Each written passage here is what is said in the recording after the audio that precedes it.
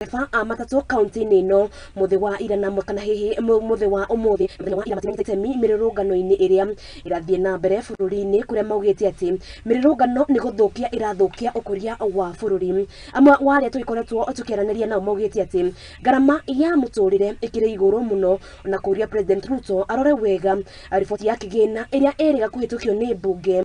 Makiuga ni kana hihi niraikorwo ikirehe kuhinyiriria mu Kenya makiria. Sema Machakos hakuna maandamano. Maandamano iko kwa nini? Hapa hakuna biashara inaendelea. Jana huku biashara zote zilikuwa zimefungwa.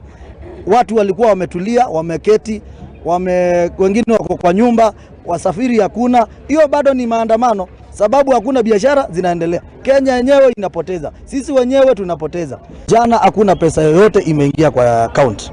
Kwa nini?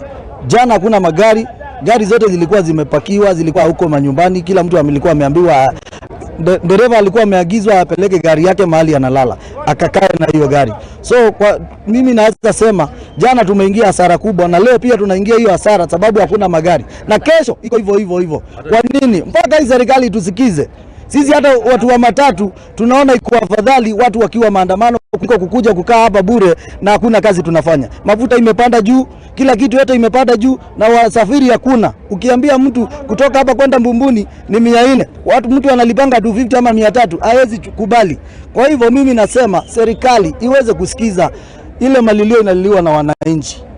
Magari hii uwanja yote ilikuwa haina magari.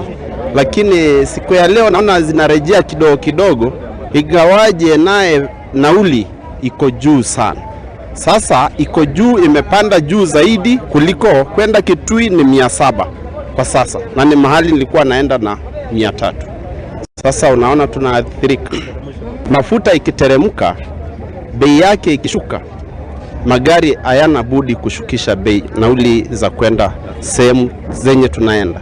Hivyo basi ni maombi yangu mimi binafsi kwamba serikali isikie kilio cha wananchi, washukishe mafuta kwa ajili ya magari na usafiri kila mahali, kila sehemu, iwe ni bodaboda, iwe ni usafiri wa basi na gari zozote zile.